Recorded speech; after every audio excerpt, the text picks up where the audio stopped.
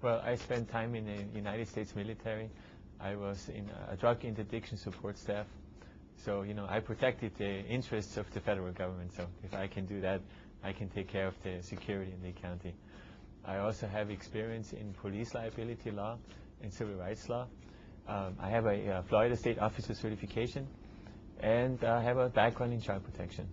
And United States citizen, very important, and I'm proud to say I am. And I was in Operation Desert Storm. What I will do as sheriff, when I become sheriff, I will address the management issues because they are affecting the taxpayers. One is that we have low morale in the sheriff's office. I have been contacted by deputies and also senior law enforcement officials.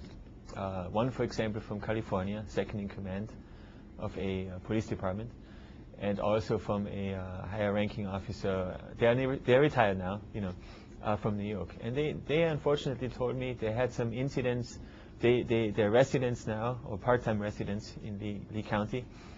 And unfortunately, they had some communication and some incidents with the Lee County Sheriff's Office regarding crime scene investigations. And they told me, I'm quoting, this is not coming from me, but that the current administration is incompetent. They were very angry, and they want Mr. Scott out. They want me to be sheriff. Other deputies have contacted me and my staff and basically have said, what can Meister do for us? How can he protect us? Because number one, we are living in fear. We are being intimidated by the upper management structure who is supporting Mr. Scott, and they are doing this so they can keep their jobs. And anybody who is supporting me, they're indicating that there's going to be issues. I also know that there is a lot of favoritism going on in the organization. And this is coming now from my own personal experience. One is that the sheriff's office, and I did not bring it up, there was too many things to bring up. The sheriff's office employs a sworn officer who was convicted of battery on a woman. And he was terminated in 1999. Yes, 1999. And he was hired back in 2004. And I told Mr. Scott many times, at least 5 times, you have a sworn officer in the organization who is a batterer. I believe that if we have a law enforcement agency, we have to follow the law. And this is very simple. But we are really setting the standard for other people. We are a role model for our community.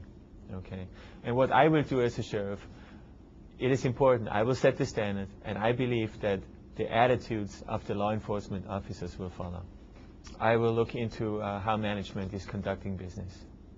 There is no need to have 3 supervisors supervising 5 to 6 deputy sheriffs who probably have a lot of experience already. We need more officers. Okay, supervisors and upper management is costing money. Let's redistribute and have more officers patrolling the street. Also, I believe that really law enforcement starts with not only locking people up, but with proactive law enforcement. When I say proactive law enforcement, I'm talking about we need to look at society. What can we do to prevent the crime from occurring in the first place? The other thing is that I said, we need to do more for the kids.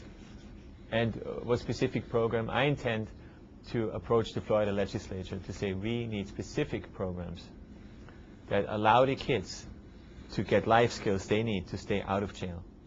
Okay, like I'm from Austria, Europe. We believe in people having arts programs, music and those things, and they are really important. Okay, because a lot of kids don't like to do mathematics or science. But everybody likes to sing a song or make a picture. So when you make a picture, you get a self of accomplishment. When you get a self of accomplishment, you want to do more, okay? And you stay out of the streets that way. You have more guidance. And we need that. Okay. Now this may be a little bit out of the zone of what the sheriff's office is supposed to do. But as a community leader, I can set a vision and inspire other community leaders to follow, even though I may not be able to directly make an influence. But I will go to the Florida legislature up to Tallahassee and very vehemently argue this point. One thing I really also believe in and I told you I have a background in civil rights law experience and police liability. I believe that we need to set policies in the administration so that all the people get equal protection from the Sheriff's Department. So when we approach a veteran, I'm a veteran, so of course I'm going to say something about the veterans. But you know, people make mistakes, but we don't want to treat people who commit minor traffic violations like they're criminals. Okay, you get pulled over for a traffic light. Do we need to write a ticket every time? No.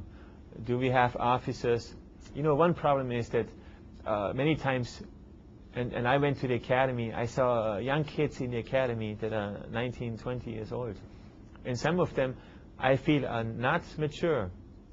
They're mature enough to be police officers to the extent where they can carry the gun, you know, make an arrest, and be tough guys. They can do that.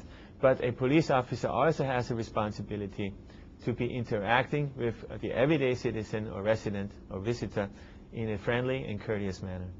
And you have to show respect to everyday people who follow the laws, for the most part, even though they make a minor mistake, and have a respect for also the elderly people.